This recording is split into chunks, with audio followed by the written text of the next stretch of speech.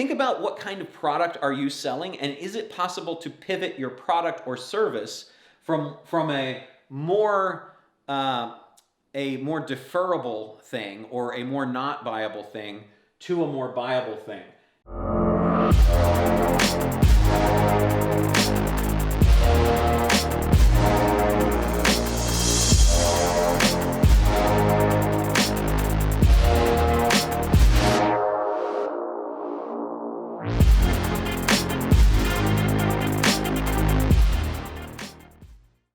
Okay, so now the last thing that I want to do is go over this consumer segments changing behavior thing. And this is from a Harvard Business Review article, and I think it can be very helpful to you in considering your messaging. The very first thing is, know that it's okay to sell now. Know that there are people who actually want to buy from you. So if you're afraid because you don't want to assault the market or anything like that, as long as you're not profiteering, not like buying surgical masks and gloves and marking them up and selling them from one place to another, don't do that, that's bad. As long as you're not doing that, you still should be selling.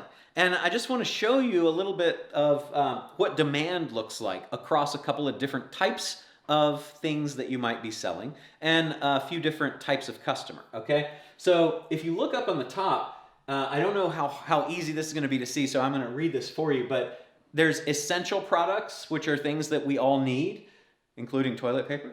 There are treats, are things that we want to reward ourselves with, and there's still people wanting to reward themselves in this time, particularly when you have to deny yourself something. It's very common to say, I deserve this thing, okay? So don't forget people are thinking about that. You've got postponables, which might be a new car or a new water heater or something like that, or services that they were thinking about doing but don't have to do right now. And then expendables, which are things that they just don't need, okay?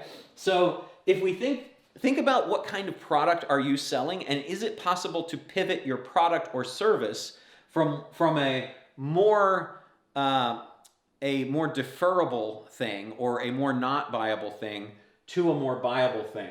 If you've got postponables or expendables, whatever you can do to reposition those to essentials or treats, that's a good thing. Now you got four kinds of customers as well. You've got people who are going to slam on the brakes. Those are the fear people. They're probably on the red curve if they own businesses.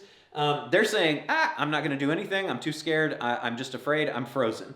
Then you're going to have pained but patient, which is the largest swath of customers that you would have, right? These are people who, they're feeling the pinch, but they're patient and they're going forward. They're not freaking out. Then you got people who are comfortably well off, which is typically the top roughly 15 to 20% of the population. They're comfortably well off, right? They're not going to have to make much in terms of changes because they've got savings, they've got cash flow, they've got successful businesses that are going to survive any kind of recession. And then you have live for today people, which include a lot of younger people, millennials, as well as people who are older who just are saying, screw it, carpe diem, I'm going to live for the day. Now, these four different types of customers have different behaviors of buying depending on whether they're buying essentials, treats, postponables, or expendables. And if you look at the overall map, you've got the green, the yellow, and the red.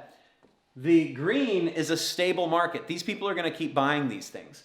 Yellow is slight or no change in behavior, and then red is likely to be a declining market. So if you think about that, what's really exciting for us is that we only have a potential declining market in 3 of the 16 boxes of consumer demand. Only if you're selling expendables, things people don't need, which you should pivot out of, I think, or postponables, but postponables are only declining with the slam on the brakes people. And once they slam on the brakes, they'll eventually ease off. So that's kind of a I've got to survive type thing. But all of the rest of this demand, people are still buying. Now, they may be looking at lower cost substitutes. So if you are selling anything that could be a substitute for something more expensive, then definitely go after the more expensive thing in your messaging and say, don't buy this, buy this, okay? If you're selling a treat kind of thing, then I think that's a you deserve it type of messaging. But just think about the possibility of pivoting the type of thing that you're selling and pivoting your marketing. If you're selling to people who are pained but patient, how can you get upmarket over here to the comfortably well off and the live for today people? And how can you change your messaging to address them? If you take these three different things, the survival graph with the red line, green line, and the 4x4 matrix, and then this consumer segment behavior, I think that running through an exercise where you go and identify how these apply to you, or if you're talking to customers and selling, how it applies to them, it'll be tremendously helpful for you. I'm sorry we won't see you at Business Mastery 2 in Amsterdam in 2020, but look forward to seeing you in 2021. I'm Roland Frasier. Thank you for joining me.